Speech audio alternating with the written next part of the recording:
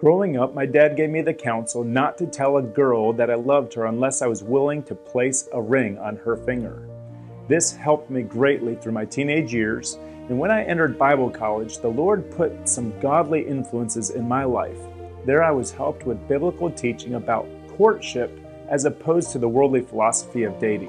Well, I hope you will enjoy watching the next video clip as I share my story of how the Lord brought my wife into my life.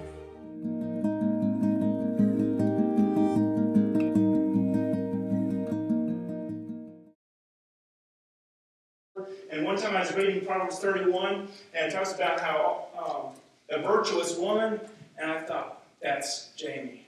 I started talking to my dad about her, and then I wanted to be sure that I wasn't going to lead her on, let her know that I was interested in her until I knew I was going to follow up with commitment. Because that's one of the worst things about dating today, is the destructiveness that it brings in people's lives because there's no commitment. That's right. We can go out with one another, and if it don't work out, we just break up because there's a whole bunch more fish in the pond.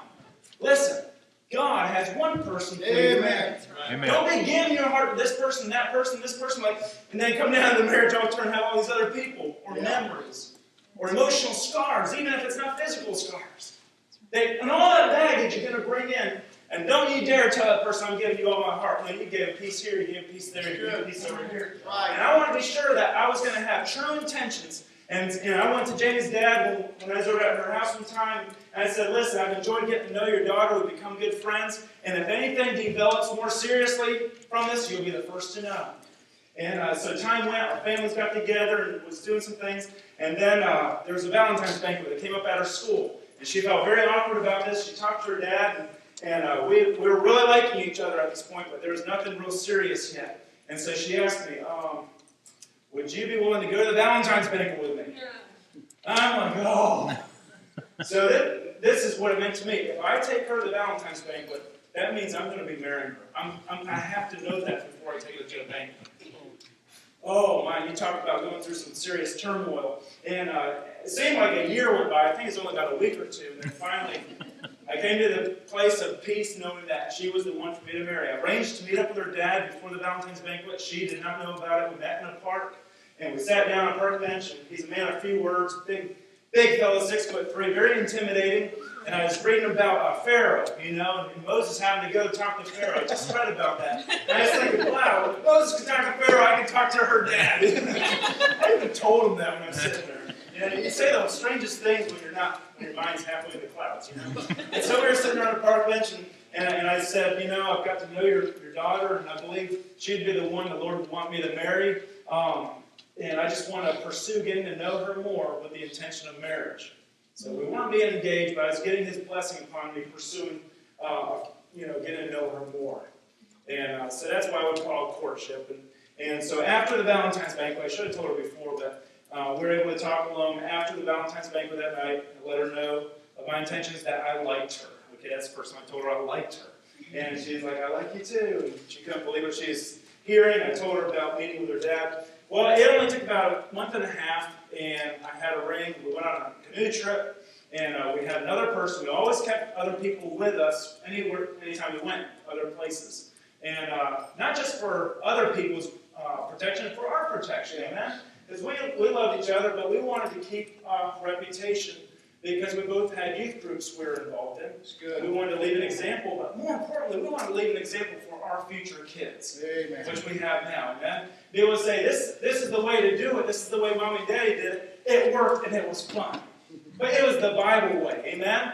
And so anyways, we were canoeing down, and then we got out of the canoe, and we're starting to walk down. I said, hey, let's go run down the path. We left our other person there, and we started going down, and then I knelt in the sand and drew a heart in the sand. I looked up to her, and I told her for the first time the words, I love you. And we must have said it 1,000,000 times that day because we had it all pent up inside of us for all that time, and now we can finally say freely, I love you. That's just something personally I wanted to do, was because my dad always said, if you're going to tell a girl that you love her, have a ring to put on her finger, amen? And so I handed her the ring, and no, that's weird. I didn't put it on myself. I guess I could have, but we decided early on we were going to have a hands-off relationship. Even when it came to handshaking time, we were just going to Draw the line way back. Listen, you have to draw the line somewhere. You can laugh at me for not shaking hands, that's fine, but I felt like it would be better to draw the line way back here, and she had already determined that in her heart too, so that made it easy. And we said, we'll just save the holding hands, we'll save that for a wedding day. We'll save the hugs, we'll save the kisses, and in fact we said, we'll put them on layaway, amen? And that was the first title that we had for our book. And then is just a few months later, July 22nd, 2006, where we finally got married. And I just want to tell you this. The greatest moment of our wedding day, you said, was that first kiss. I mean, we kind of planned it out, you know, where she's going to be bending backwards and all that. We're going to have a lot of fun with that. But no one could have told me in advance that the greatest moment of that day was when we were standing there in front of all our friends or loved ones, and we were able to put each other's hands in each other's hands. There's no way to describe that feeling. Knowing that you have reserved that special moment, that special touch for one another. It's priceless. This world has no idea. We have lost loved ones and they're like, how do you know that you really love him if you never kissed him? That's the world's way of thinking. That's not the Bible way of thinking. God says, listen, it's worth a wait. Amen. And then you honor him, you commit your way to him, you trust him. He'll bring the desires of your heart. He'll give it to you. Oh, my soul.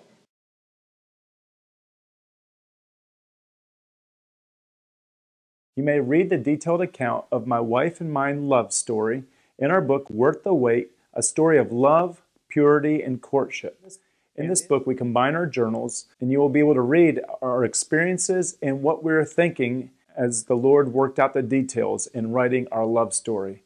I trust that this will be a great encouragement to you and those that you love in waiting for the one whom God has for you.